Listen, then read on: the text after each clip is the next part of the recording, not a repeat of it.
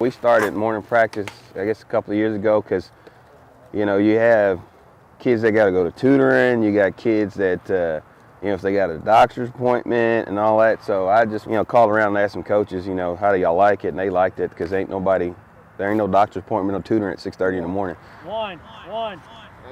Once the kids get used to it and get into it, I think they like it because they know they get up and we're done. They got the rest of the day to get the tutoring and whatever they need to get done.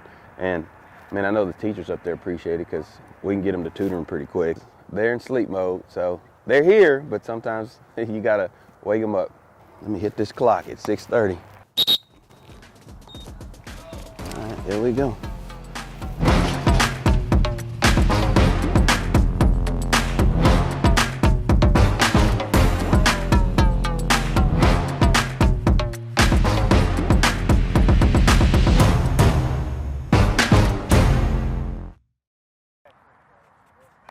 We're going to play 11 every single time. It doesn't matter if there's 2 backs or there's 2 plus 2 or whatever. If we have inside zone look to us, we're going to call a crash, just like we did last week. Nothing's going to change, right? So I told the kids we could beat anybody on their schedule, but we could also lose anybody on their schedule. I mean, there's not a bad team in our district. Hey, I need 3 D linemen, just 3 guys. There we go. Me and This is, Nose. I think, one of the best 5A districts in the state. You know, you take any of these teams out and put them in another district, they have a chance to maybe win the district, you know. Right. This is year 4 for me, and so, you know, it takes a while to build your culture and what you want, and then it gets a whole lot easier when you get a group in that they know what to do, because every year you're going to lose some seniors. But when you can keep some for that long, it helps a whole lot, you know. There you go. That's not bad. It's tough, and I told them, I was like, this is every week you don't have a down week. It's going to be a fight every week, and in the area, I think, you know, Pflugerville's become respected again for that fight. Good pull. There you go. This senior class is really special because we all have our own story, and we all have something to play for. Let's go. Come on, Willem. When I first got here, we were fighting a culture of, you know, once things got bad, they kind of shut it down. Finish, let's go, finish. But when Coach Taylor came, he changed it around, and I was there to start with this team, and we became a very disciplined team. EJ, we call him a bull. He's a downhill runner. You know, it takes a lot to bring him down. A lot of power. He runs a lot of power. He's quick. He has all the attributes for a good running back. I mean, he's been a leader for us since day one he got here. I've had a few freshmen over the years play for me, but not very many, and he's been doing it for 4 years. You know, a lot of times in practice, you got that coach standing behind you telling you what to do or whatever else. You get in the game, and, you know, kids don't have that. Well, for us, we got the luxury of EJ being out there. Jake, that's too late. You got to cut up early. It's there early.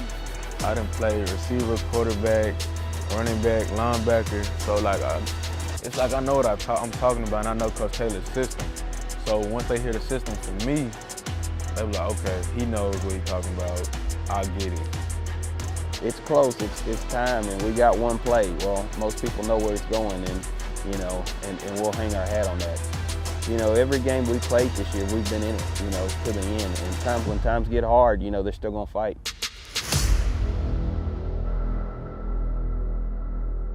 That's on, throw it up, hurry up. All right, here we go. Oh. Jaylon, he's a dual threat guy. You know, he's been starting since he was a sophomore, but this year he kind of flipped the switch. He's kind of our stable factor. Don't talk a whole lot unless he needs to.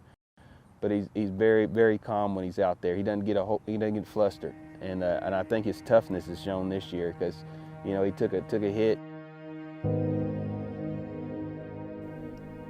In February, my parents both got COVID.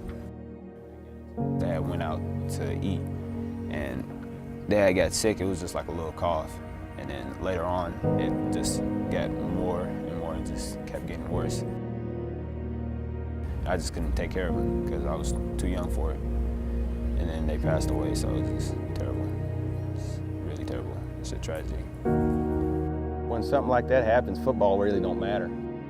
you just never know how somebody reacted, because like I said, there's no playbook for this deal like happening. When he told me, it hurt so bad. I was at home, and I was sitting on my bed, and after he told me, and like we talked for a little bit, and I told him I was always be here. After we got off the phone, I just sat in my room for a good like 20 minutes in silence, because it hurt so much.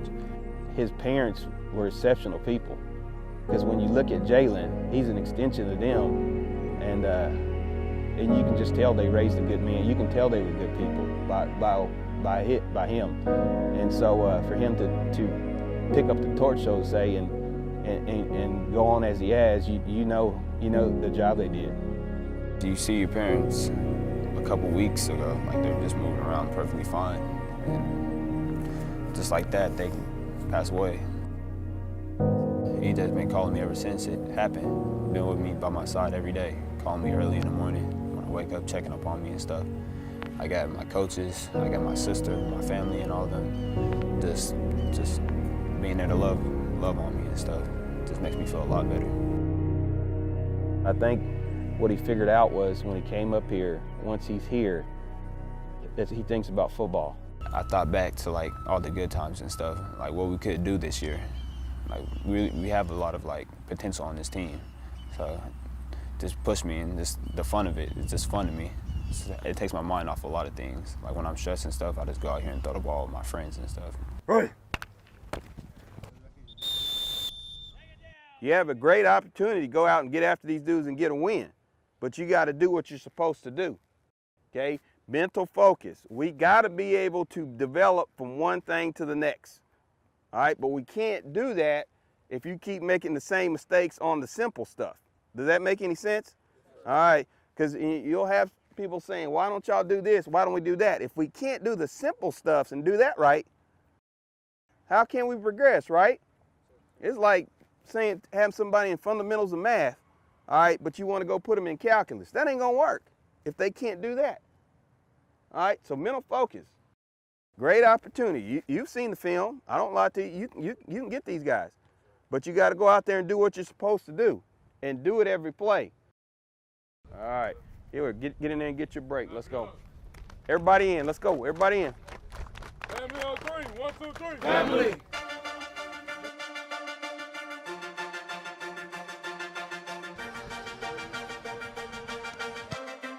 I tell our kids it don't matter what we call and don't matter what we do. At the end of the day, we're prepared, and we prepared well. I mean, they're still a good football team. Cedar Park's, Cedar Park brand. Like, they're not as good as they were last year. They lost a whole bunch of players like Ryder. This year, I feel like we just have to come out there and play. I feel like we have a big chance, a big opportunity, because we're not the same team. At the end of the day, I think any team in our district can beat anybody. You just never know, and so it's just not as top-heavy as it was. So across the board, that's why I'm saying I think this is the best district, because at any given, you just don't know what's going to happen when you turn and look at the scores after a Friday night. Yeah, we just got to stay disciplined and play our game. Play our game like we've been doing. If we do that, then we'll be fine. Yes, sir. Yes, sir. Let's go. 1, 2, 3. Lock in. We're going to go out there and play football, and we're going to give them our best, and these kids know that's what they're going to do every time, and we're going to let the chips fall where they do.